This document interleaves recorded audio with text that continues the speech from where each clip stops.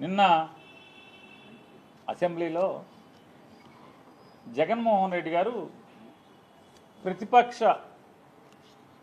నాయకుడిగా అసెంబ్లీలో నాకు సమయాన్ని ఇచ్చేటువంటి అంటే పాలకపక్షంతో ధీటుగా ఆంధ్రప్రదేశ్ రాష్ట్రంలో ఉన్నటువంటి ఏకైక అసెంబ్లీలో ఉన్నటువంటి ఏకైక ప్రతిపక్షంగా ఆంధ్ర రాష్ట్రంలో ప్రభుత్వానికి వ్యతిరేకంగా పనిచేస్తున్నటువంటి ఏకైక పార్టీగా 40% ఓట్లు తెచ్చుకున్నటువంటి రాజకీయ పార్టీగా ప్రజల పక్షాన ప్రభుత్వం చేస్తున్నటువంటి పాపాలు, ప్రభుత్వం చేస్తున్నటువంటి తప్పులు, ప్రభుత్వం చేస్తున్నటువంటి మోసాలని నిలదీయటం కోసం అసెంబ్లీలో నా గళం వినిపించడానికి సరైన సమయాన్ని ఇచ్చేదానికి నాకు అవకాశం కల్పించండి అని చెప్పని కోర్టును ఆశ్రయిస్తే కోర్టు స్పీకర్ గారిని నోటీస్ అందజేస్తే దాని మీద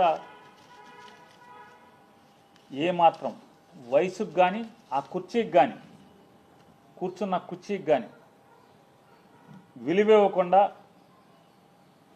మరిచి మాట్లాడేటువంటి అవాకులు చవాకులు పేలుతున్నటువంటి ఆ వ్యక్తి మాట్లాడుతుంటే అతనికి తందానా అని భజన కొడుతూ కామినేని శ్రీనివాస్ గారు కైకులూరు శాసనసభ్యులు మాజీ మంత్రివర్యులు 5 ఏళ్ళు దాదాపు 4.5 ఏళ్ళు నారా చంద్రబాబు నాయుడు గారితో పాటు మంత్రి పదవి వెలగెట్టినటువంటి కామినేని శ్రీనివాస్ గారు లేచి మాట్లాడతాడు తనకు తనే.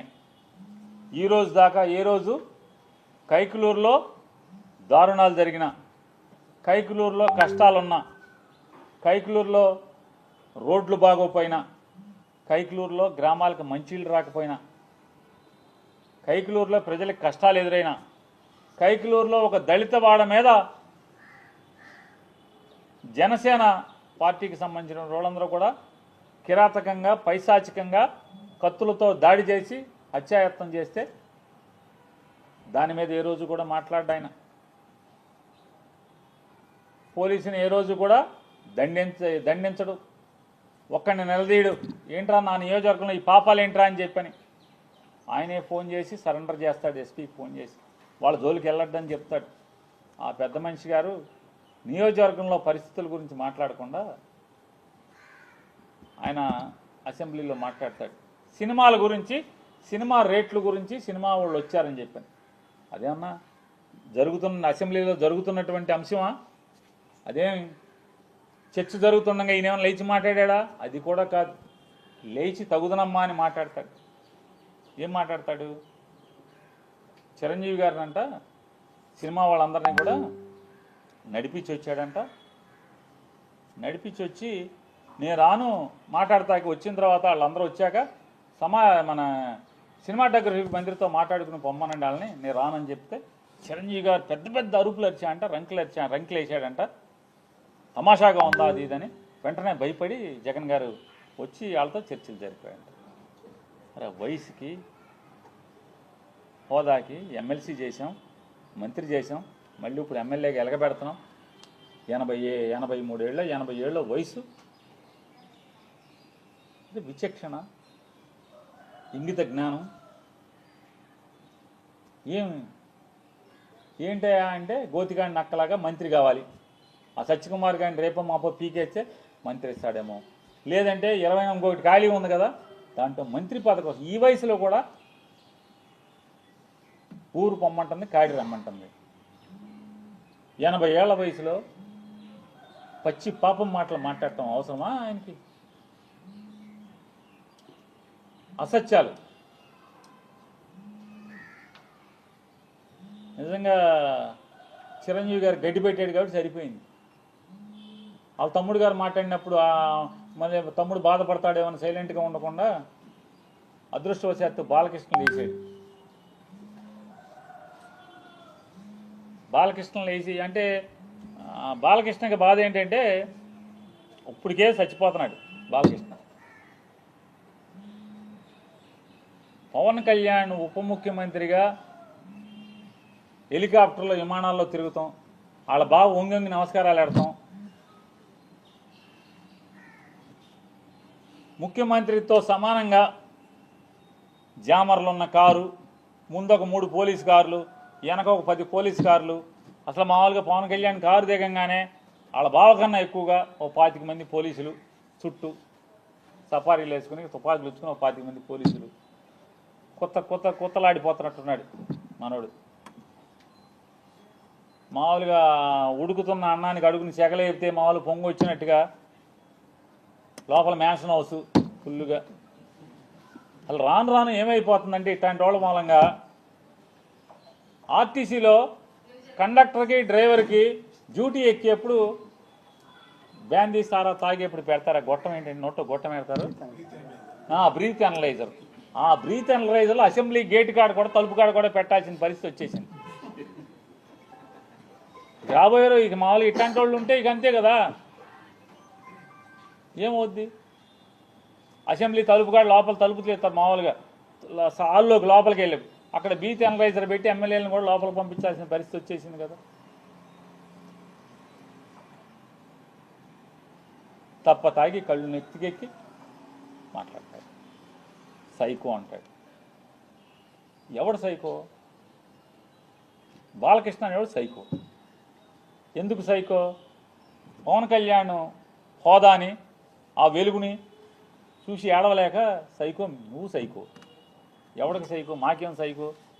ఏం చేశాడు సైకో? సిగ్గు లేకుండా నేను కలవలేదని చెప్తావా?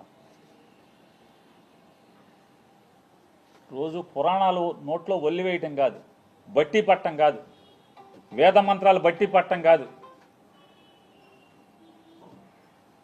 దేవుడి పద్యాలు బట్టి పట్టం కాదు.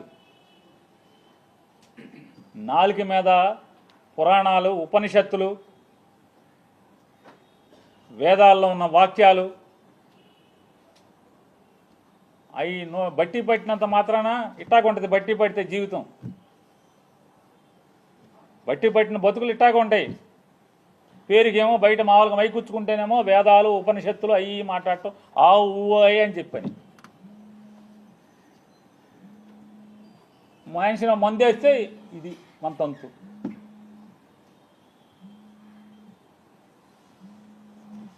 కామినేని శ్రీనివాస్ చిరంజీవిని పొగుడుతున్నాడు. ఆకాశానికి చెబుతున్నాడు చిరంజీవిని. చిరంజీవి ముఖ్యమంత్రిని రంకెలేస్తే జగన్ బయటికి పరిగెత్తుకొచ్చాడు అని ఆకాశాన్ని లేపితే ఈయన ఉండబట్టలేపాడు. లేచిపోయి వెంటనే కామినేని శ్రీనివాస్ గారు సైకో అప్పుడు వచ్చారు కదా సినిమా వాళ్ళు అది ఇదని. సాక్షాత్తు బాలకృష్ణ నాతో ఫోన్లో మాట్లాడాడు. నాతో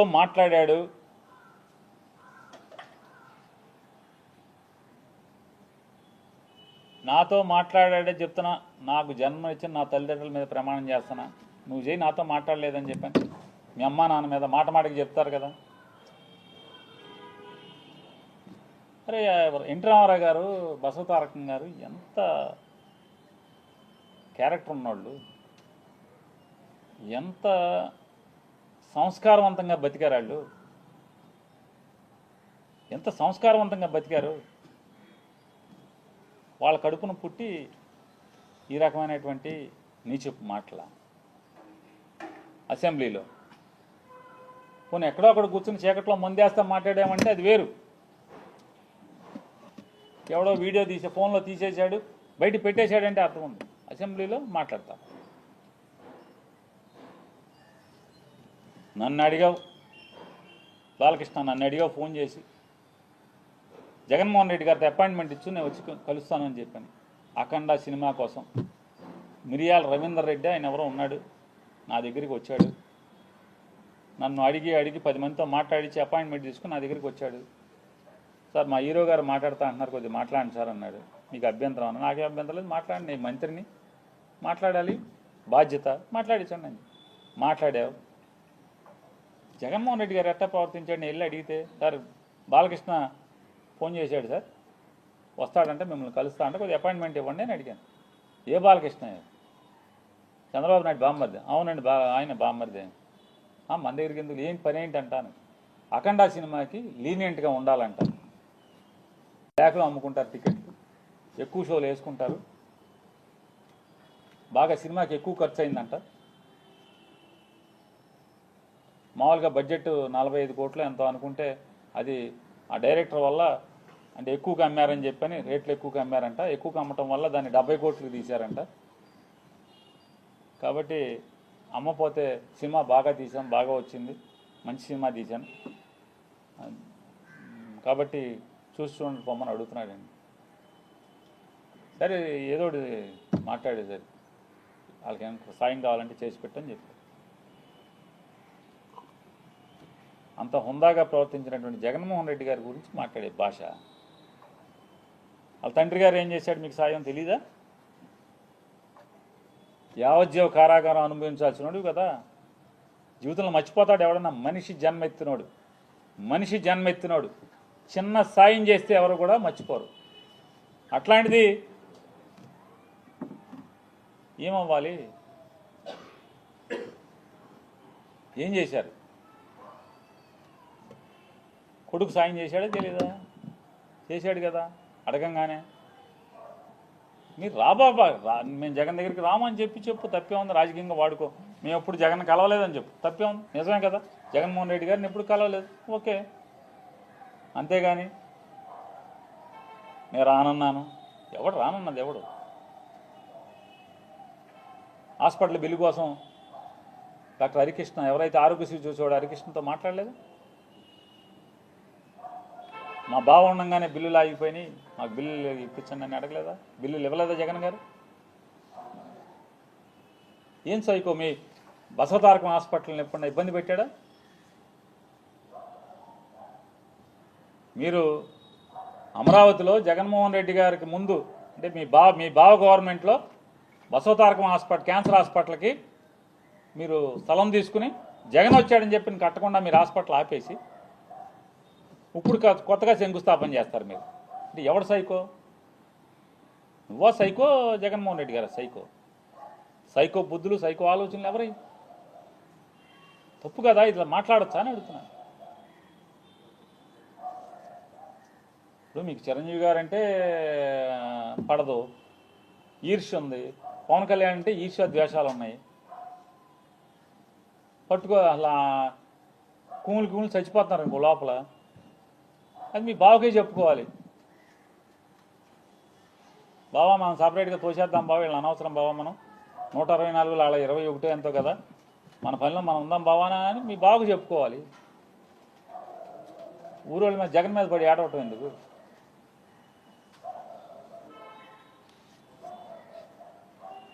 నిజంగానే ఈ కామినేని శ్రీనివాసు ఇట్లాంటి అవాకులు చవాకులు తప్పుడు మాటలు నిజంగా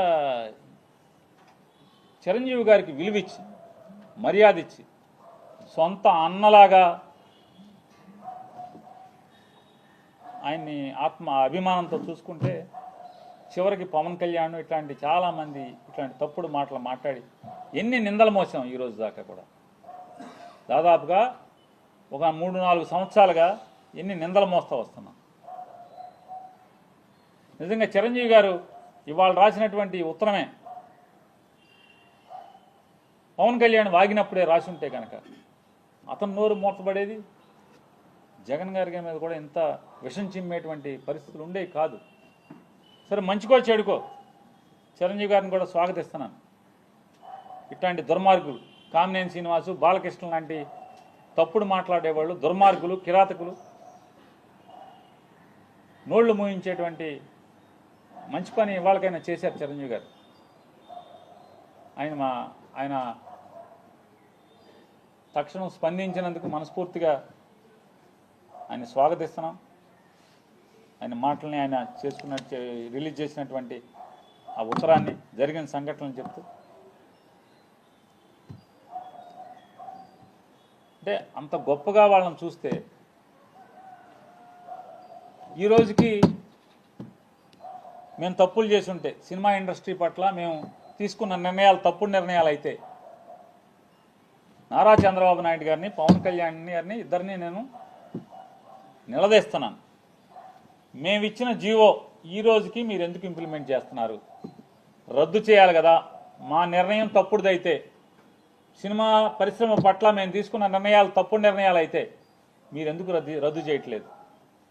అదే జీవోను అనుసరించి వాళ్ళకి మీరు అందరికీ సినిమా రేట్లు ఎందుకు మీ దగ్గరికే రావాలని ఎందుకు కోరుకుంటున్నారు? ఆ రోజు జగన్మోహన్ రెడ్డి గారు సినిమా వాళ్ళని కాళ్ళకాడికి పిలిపించుకోవడం అని మీరు దుర్భాషలాడింది. మరి ఇవాళ మీరేం చేస్తున్నారంటున్నారు? ఎవరి కాళ్ళు బ్లాక్లో అమ్ముకోవచ్చు కదా, మీరెందుకు నియంత్రిస్తున్నారు? మీ కాళ్ళకాడికి ఎందుకు రావాలని కోరుకుంటున్నారు?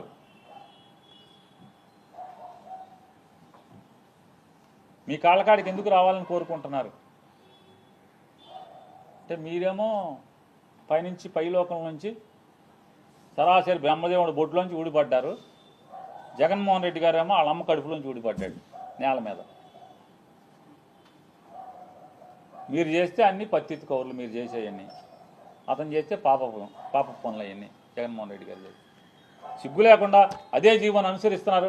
సినిమా ఇండస్ట్రీలో అదే సాంప్రదాయాన్ని అదే రూల్స్ని మీరు ఎందుకు కొనసాగిస్తున్నారని అడుగుతున్నాను. కొనసాగించకూడదు కదా. జగన్మోహన్ రెడ్డి గారు ఆ రోజు కూడా చిరంజీవి గారికి, మహేష్ గారికి, అలాగే మన రాజమౌళి గారికి, ప్రభాస్ గారికి వీళ్ళందరికీ చెప్పారు, నా భయం ఏం లేదు అన్నా, నా భయాలు ఒకటే, మీరు సినిమా పేదవాడికి సినిమా టికెట్ అందకుండా తీసుకెళ్ళిపోయే పరిస్థితి ఉంటే, కుటుంబం సినిమాకి వెళ్తే మినిమం 1000 రూపాయల నుంచి 2000 రూపాయలు లేచి వెళ్ళిపోతే, ఇవాళ ఓటీటీ వచ్చేసినాయి, నెలకి 100 రూపాయలు కడితే చందా మొత్తం అన్ని సినిమాలు ఇంట్లో చూసే పరిస్థితి ఉన్నప్పుడు, టీవీ స్క్రీన్లు కూడా మారిపోయినాయి, అన్ని ఓఎల్ఈడీలు ఇట్లాంటి రకరకాల డిజిటల్ 8,000K 10,000K భవిష్యత్తులో ఇంకా మారిపోయే పరిస్థితులు ఉన్నాయి. హై క్వాలిటీతో హై రిజల్యూషన్తో cinema sound system, effective sound systems వచ్చేసినాయి టీవీల్లో. సినిమా దెబ్బతినేస్తుంది. సినిమా థియేటర్లో కళ్యాణ మండపాలు గాను కాంప్లెక్స్లు కానీ మారిపోయే పరిస్థితులు వస్తాయి. మీరేసుకుంటాక సినిమా థియేటర్ దొరికే పరిస్థితి ఉండదన్నా, మీరు ఆలోచించండి అన్నా అని చెప్పి అందరికీ చెప్పారు. అందుకోసమే తప్పితే వేరే ఏం కాదు.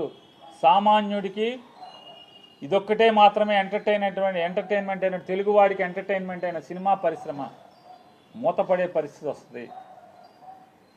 థియేటర్లు ఉండవు, క్లోజ్ అయిపోతాయి థియేటర్లు అని చెప్పారు. అందుకు గురించి తప్పితే నాకేంటనా, మీరు ఎవరు సంపాదించుకుంటే, మీరు 50 కోట్లు తీసుకుంటే 100 కోట్లు తీసుకుంటే నాకేంటనా? మీరు కష్టపడతారు, చేసుకుంటారు. ఆయన ఇంకో మాట కూడా ఆ రోజు చర్చలో మాట్లాడారు, అన్నా మీరు సంవత్సరానికి ఒక సినిమా, 2 సంవత్సరాలకు ఒక సినిమా తీస్తే సినిమా ఇండస్ట్రీ కూడా టెక్నికల్ టీం అంతా కూడా చచ్చిపోద్దన్నా. మీరు టెక్నీషియన్స్ అందరూ కూడా మీరు ఒక సినిమా తీస్తారు, కానీ మీరు సంవత్సరానికి 4-5 సినిమాలు తీయకపోతే టెక్నీషియన్స్ ఏమైపోతారు, క్యారెక్టర్ ఆర్టిస్టులు ఏమైపోతారు? వాళ్ళ గురించి కూడా ఆలోచించండి అన్న సినిమా పెద్దలందరూ కూడా.